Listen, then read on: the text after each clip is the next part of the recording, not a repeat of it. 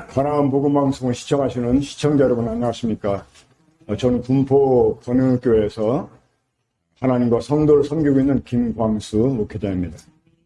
오늘은 누가복음 10장 25절부터 37절에 나와 있는 말씀을 중심으로 해서 영생을 얻으려면 이러한 주제로 함께 말씀을 나누려고 생각을 합니다.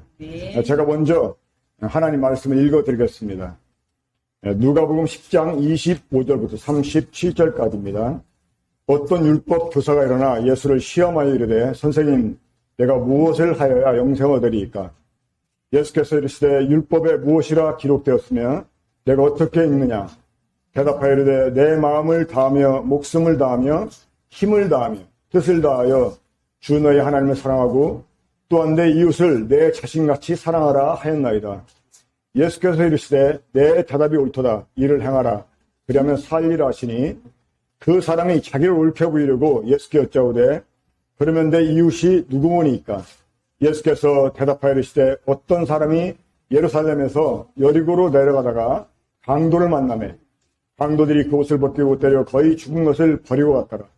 마침 한 제사장이 그 길로 내려가다가 그를 보고 피하여 지나가되 또 이와 같이 한 레위인도 그곳에 이르러 그를 보고 피하여 지나가되 어떤 사마리아 사람은 여행하는 중 거기 이르러 그를 보고 불쌍히 여겨 가까이 가서 기름과 포도주를 그 상처에 붓고 싸매고 자기 짐승에 태워 주막으로 데리고 가서 돌보아 주니라.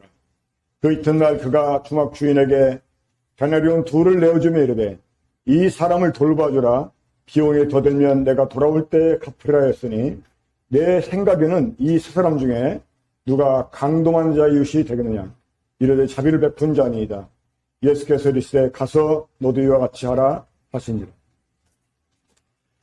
네, 제가 방금 읽어드린 이 하나님 말씀 보면 어떠한 율법사, 율법사라고 하는 것은 특별히 율법의 전문가를 일컫는 말입니다. 그러니까 백성들에게 율법을 가르치고 또 율법을 해석해주고 그래서 율법을 실행할 수 있도록 도와주는 그런 사람들이 바로 율법 교사였습니다. 자, 이 한 율법 교사가 예수님께 질문을 합니다. 근데 이 성경을 보니까 그 질문은 이 사람이 정말 몰라서 궁금해서 던진 질문이 아니고 자기는 이미 알고 있는데 혹시 예수님도 아시나 해가지고 예수님을 시험해서 물어봤다고 말씀하고 있습니다. 그가 뭐라고 물어봤냐면 선생님 내가 무엇을 하여야 영생을 얻겠는가 하는 것이었습니다. 자, 제가 말씀드리기 전에 이 율법 교사와 예수님 간의 대화, 이 대화의 주제가 무엇냐? 바로 영생을 얻는 문제였습니다. 그러니까 영생을 얻으려면 어떻게 혹은 무엇을 해야 하는가 하는 이 영생을 얻는 문제가 이 율법 교사와 우리 그 주 예수님과의 대화의 주제였다는 거 미리 여러분 기억해 주시고 이 말씀을 드리면 좋을 것 같습니다. 자, 우리 예수님도 이 율법 교사가 예수님을 시험해서 이러한 질문을 했다는 것을 아시고 오히려 그 사람에게 반문합니다. 그래, 너 율법 교사인데 그러면 너는 어떻게 이해를 하고 있느냐? 율법에 무엇이라고 말씀하고 있느냐 하면서 오히려 이 율법 교사에게 예수님이 반문하십니다. 그때 율법 교사가 대답합니다. 예, 그럼 제가 한번 뭔가 보여드리겠습니다. 내가 얼마나 정확히 잘 알고 있는지 보여주겠습니다 하면서 이제 예수님께 대답을 하는데 제가 뭐라고 대답했습니까? 27절 보면 내 마음을 다하며 목숨을 다하며 힘을 다하며 뜻을 다하여 주 너의 하나님을 사랑하고 또한 내 이웃을 내 자신같이 사랑하라 하였나이다.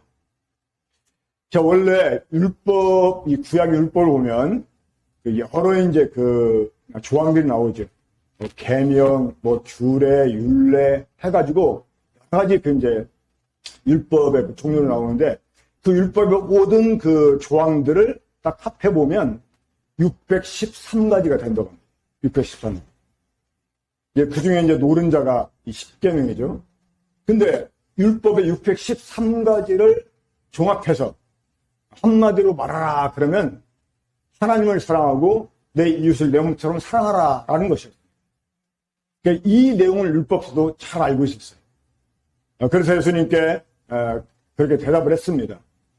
하나님을 사랑하고 내 이웃을 내 자신같이 사랑하라 하였습니다.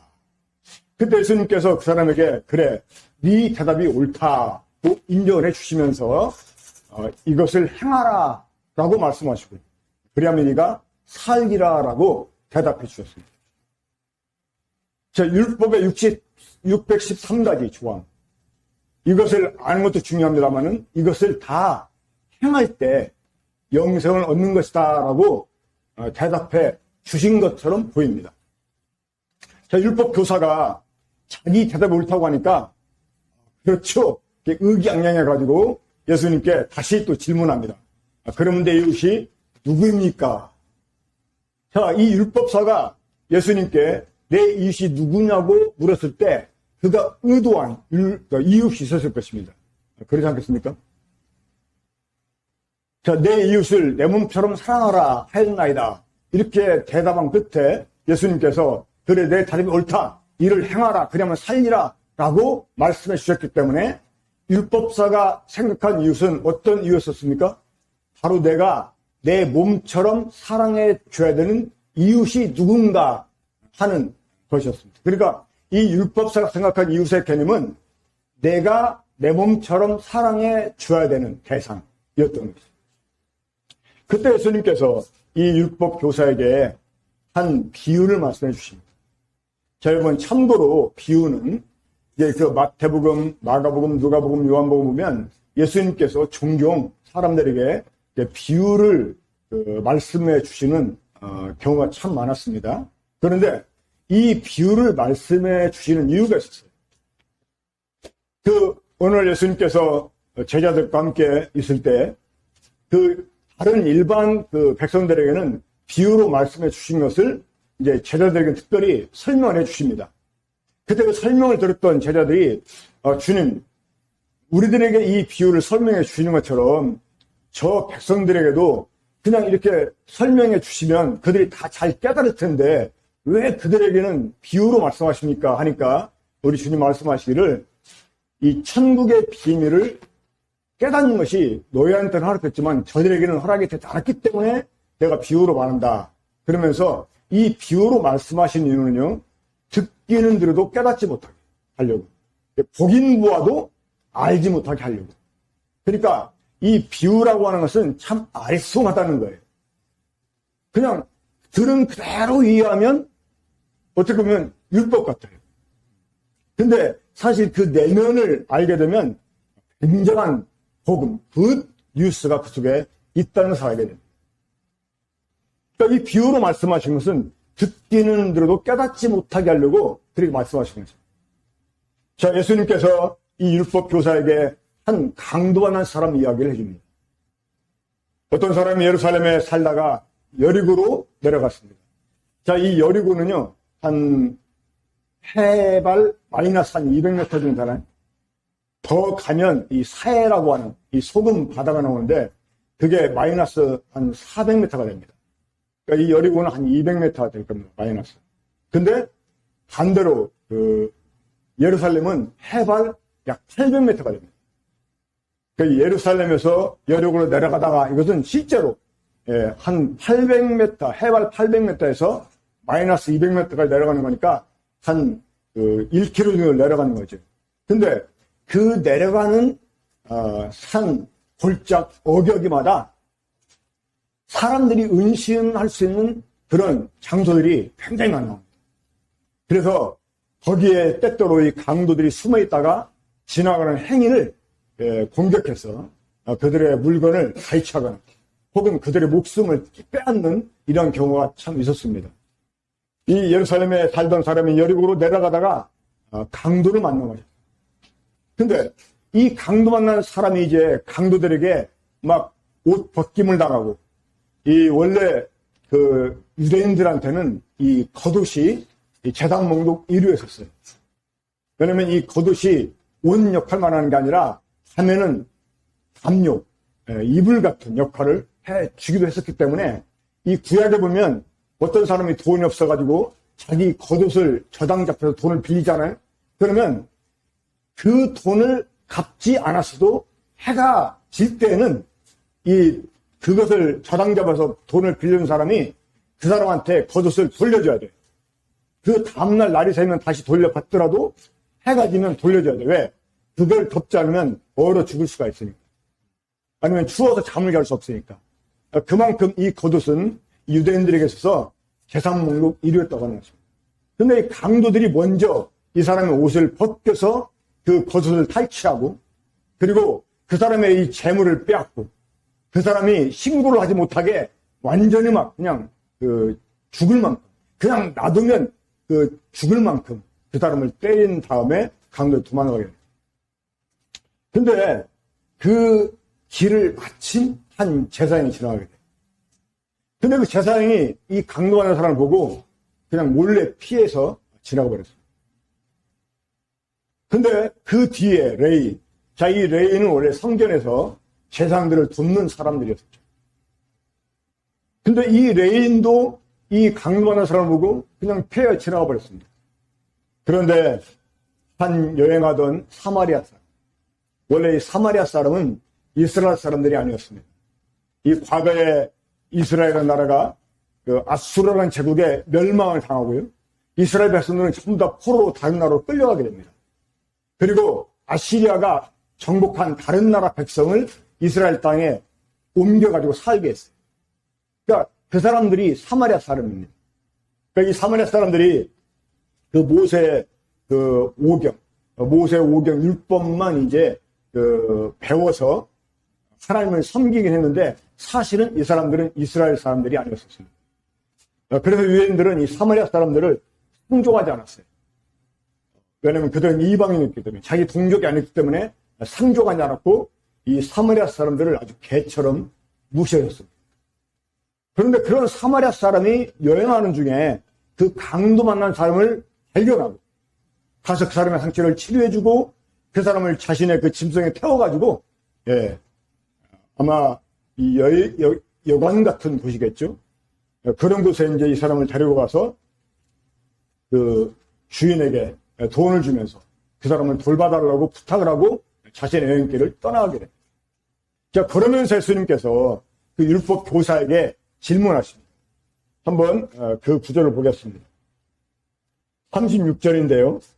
이 강도만, 그러니까 내 이웃이 누굽니까? 라고 물었던 율법 교사한테 예수님께서 이 강도만한 사람 이야기를 들려주시고 나서 내 생각에는 이 세 사람 중에, 세 사람 누굽니까? 제사장, 레위인, 사마리아 사람.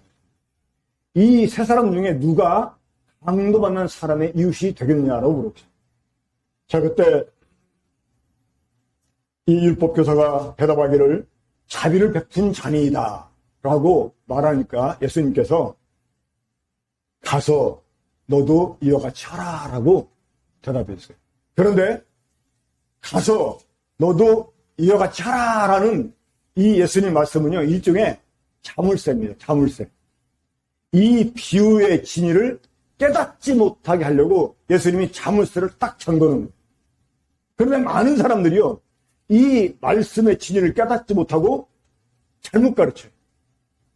마치 우리도 말로만 이웃사랑 하는 게 아니라 이 선한 사마리아 사람처럼 이웃사랑을 실천해야 된다. 뭐 오늘날 이 제사장은 목사 같은 사람이고, 뭐 레위는 장로나 집사 같은 사람이고, 근데 이 사람들이 막 교회 직분을 갖고 있는데 말로는 형제사랑, 뭐 이웃사랑 이렇게 말하면서도 막상 그 자기가 도와줄 이웃을 보면 그냥 모른 척하고 넘어가는데, 이 사마리아 사람처럼 아무도 알아주지 않지만 그 이웃사랑을 실천하는 이런 사람. 그래서 우리도 이 사마리아 사람처럼 이웃에게 선을 행해야 된다라고 사람들이 가르칩니다. 이런 가르침은 여러분 이단적인 가르침입니다. 자, 기독교의 가장 핵심되는 교리가 무엇입니까? 구원론이죠. 그렇죠? 사람이 무엇으로 구원을 받는다고 그래? 믿음으로. 네, 사람의 어떤 선한 공로 때문에, 행위 때문에 구원을 받는 게 아니지 않습니까? 그렇죠? 자, 이 율법 교사와 이 예수님 간의 대화의 주제가 무엇이라고 그랬어요? 무엇을 해야 영생을 얻느냐 하는 문제였습니다. 그러니까 영생을 얻는 문제가 지금 율법 교사와 예수님과 대화의 주제였다는 거예요.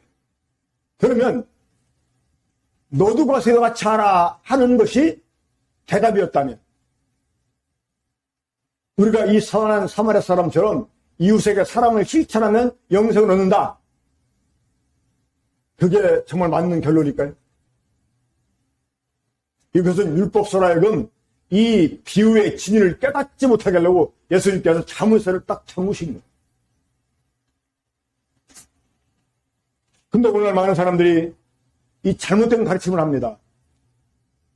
이 문제는 영생은 문제인데 마치 사마리아 사람처럼 우리가 이웃 사랑을 실천하면 영생을 얻는다. 이런 식의 가르침을 하고 있는 거거든요. 그건 완전히 이단적인 가르침입니다. 이 기독교의 가장 핵심되는 이 구원론에 반하는 이런 이단적인 가르침.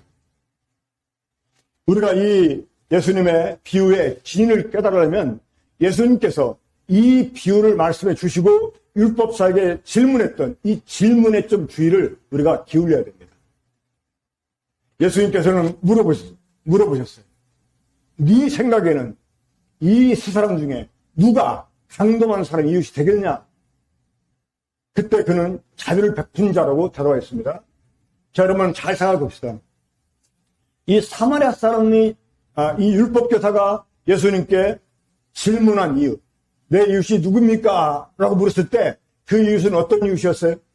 내가 자비를 베풀어 줘야 되는 대상, 내가 내 몸처럼 사랑해 줘야 되는 대상, 그 대상이 누구냐? 라고 물었던 거예요.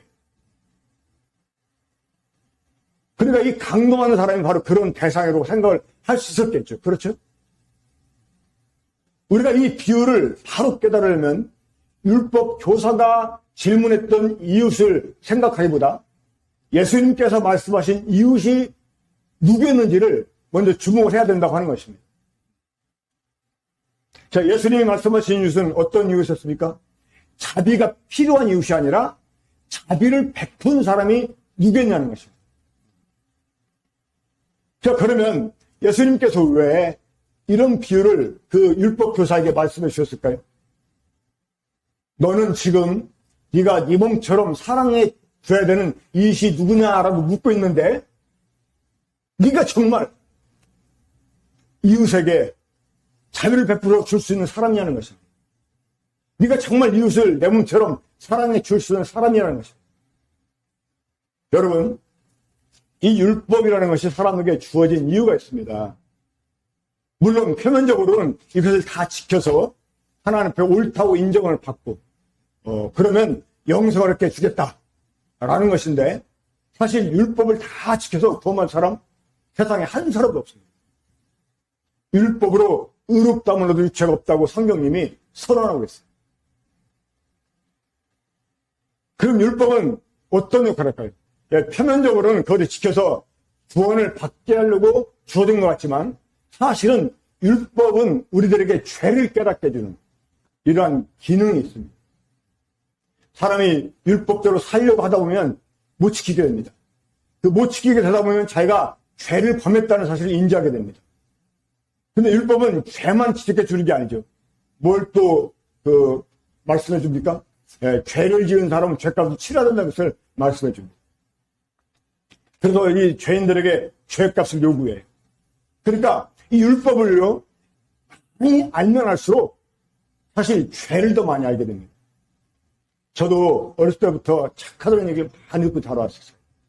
저는 제가 정말 착한 줄 알았었어요.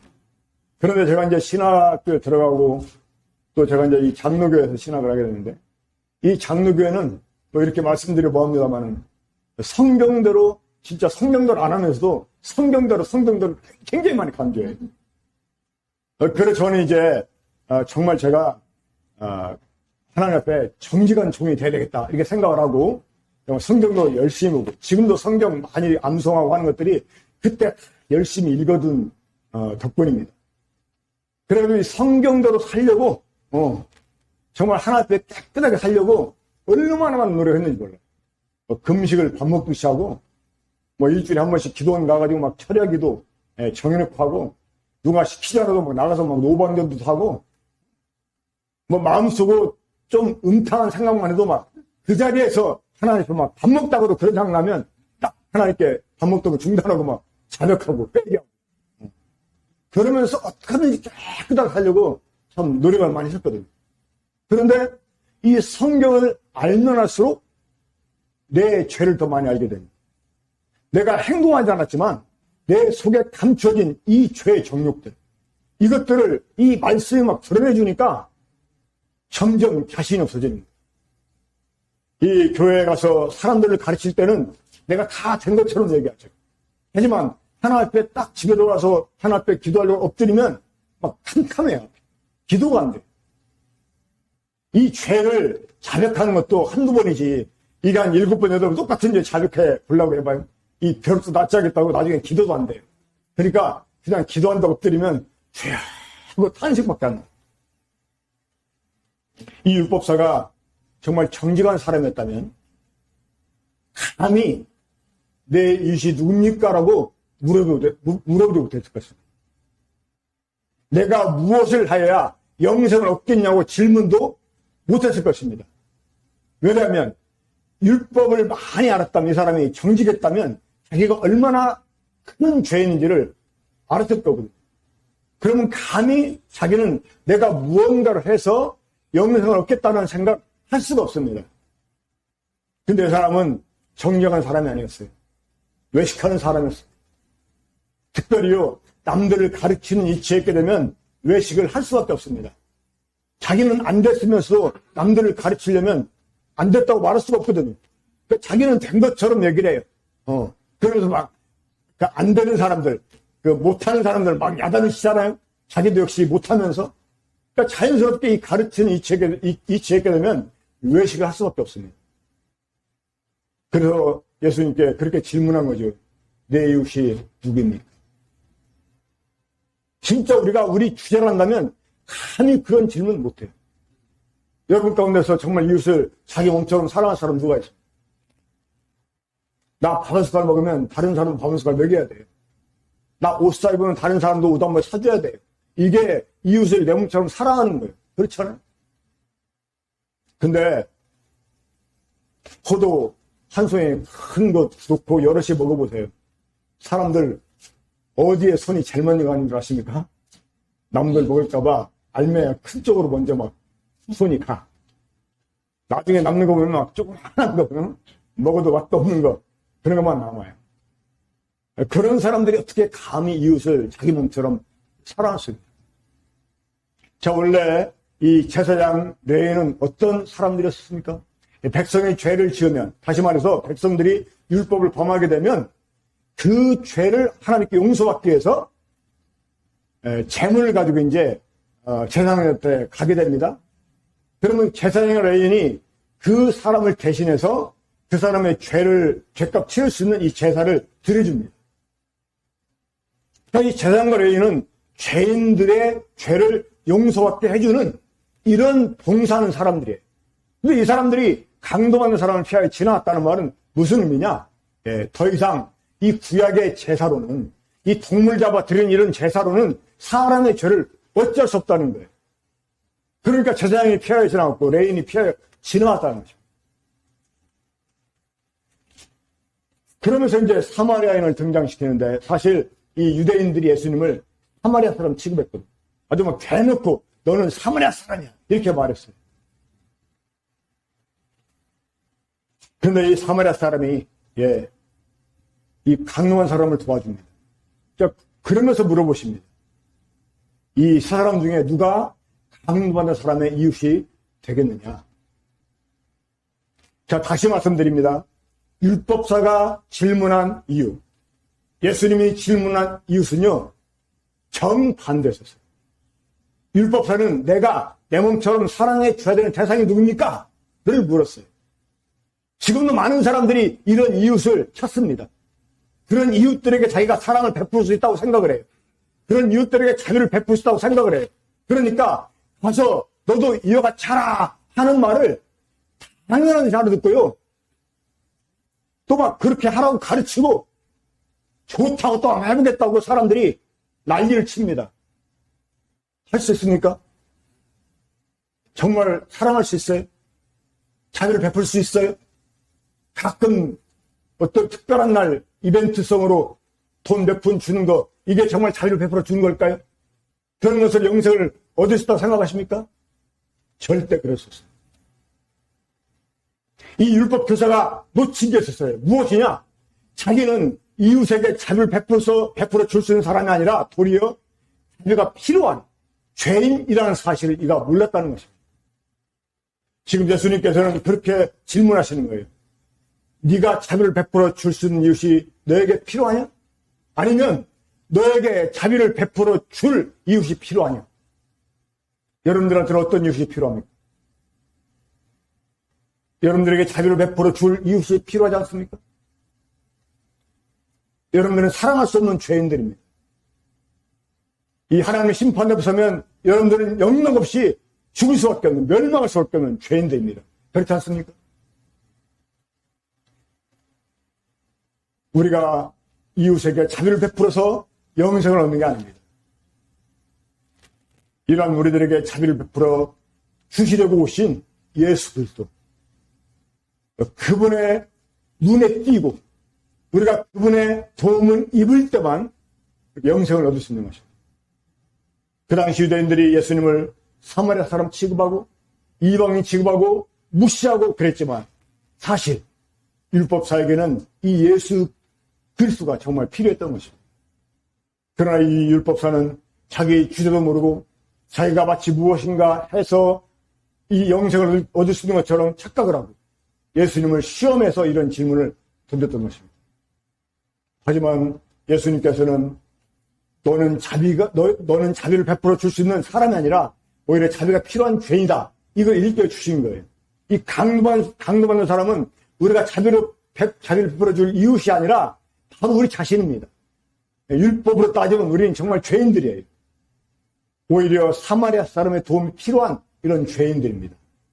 그러니까 우리가 사마리아 사람이 되는 게 아닙니다. 오히려 사마리아 사람이 필요한 이 죄인, 이 강동하는 사람, 이가 우리라고 하는 사실입니다. 이 사실을 알 때 여러분, 우리는 주님의 자비 앞에 엎드릴 수 있고 그리할 때 이 자비를 베풀어 주러 오신 예수 그리스도의 이 선물을 받을 수가 있습니다. 이 구원을 받는 정확한 비결은 무엇이냐? 하나님이 어떤 분이냐를 알기 전에 먼저 내 자신이 어떠한 존재인지를 깨닫는 것입니다. 그리할 때 감히 내 이웃이 누구냐고 우린 질문하지 않게 될 것입니다. 오히려 나에게 자비를 베풀어 줄 그런 이웃이 필요한 사실을 인정하고 예수님 앞에 엎드려서 주님, 나에게는 주님이 필요합니다. 나는 죄인입니다. 나에게 자비를 베풀어라고 이렇게 기도하게 될 것입니다. 그것이 이 구원받는 비결입니다. 어떻게 구원을 받는지에 대해서는 제가 다른 분들이 많은 말씀을 하셨기 때문에 이 자리에서는 말씀드리지 않겠습니다. 다만 여러분들은 지금 자비를 베풀어 줄 수 있는 사람이 아니라 자비가 필요한 죄인이다. 이걸 깨닫는 것. 그리고 정말 주님 앞에 엎드려서 나는 자비가 필요한 죄인이라고 고백하는 것. 그리고 그러한 자기에게 자비를 베풀어 주러 오신 예수 그리스도를 마음에 모셔드리는 것. 이것이 중요한 것입니다. 이것이 영생을 얻는 올바른 방법입니다. 그 찬송가에 보면 인내하신 구세주여 내 말 들으사 죄인 오라 하실 때 나를 부르소서라는 그런 그 찬송이 있는데 이게 영어 가사를 보면 더 이렇게 참 겸손하고 애절하면서 보게 됩니다. 사실 우리나라 이 거지들은요, 그 동냥할 때 어떻게 동냥하죠? 한 푼 줍시오. 이렇게 동냥을 해요. 한 푼 달라고. 그러니까 마치 자기가 뭐 맡겨놓은 거, 받는 것처럼 당당하게 한 푼 달라고. 근데 이 영업권 거지들은 한 푼 달라고 말하잖아요. 뭐라고 말하냐면, mercy on me. 이렇게 말, mercy on me. 이 mercy라는 게, 불쌍히 여긴다는 말이고. 그러니까 자기를 불쌍히 여겨달라고 이렇게 사정을 합니다. mercy on me, mercy on me. 뭐 이 종이값 같은 거 들고 막, 지나가는 관광객들한테 mercy on me, mercy on me. 근데 그 인내하신 구세주여 그 영화 가사로 오면, pass me not, O gentle Savior 라고 되어 있어요. 그러니까 그 온유하신 구세주여 나를 지나치지 말아라. 만약에 강도받는 사람이 그 사마리아 사람 눈에 띄지 않았다면 이 사람은 죽을 수밖에 없었을 것입니다. 만약 예수님께서 나를 발견하지 못하고 나를 지나친다면 나는 영원히 멸망할 수밖에 없어요. 왜냐하면 나는 무언가를 해서 영생을 얻을 수 있는 사람이 아니기 때문에 그렇습니다. 나는 죄인이기 때문에. 자비를 100% 줄 수 있는 사람이 아니라 자비가 필요한 사람이기 때문에. 그래서 했습니다. 나를 그냥 지나치지 마소서. Gentle Savior. 나의 온유하신 구세주. 주님, 나는 주님의 자비가 필요한 죄인입니다라고 이 시간 주님 앞에 엎드려 보십시오. 주님, 나는 주님이 필요한 죄인입니다. 나에게 자비를 벌어 들어오신 주님, 나는 정말 주님의 자비가 필요한 죄인입니다. 엎드리십시오. 그러면 주님께서 여러분들에게 영생을 주실 것입니다. 기도하겠습니다. 우리 사랑하시는 아버지 하나님,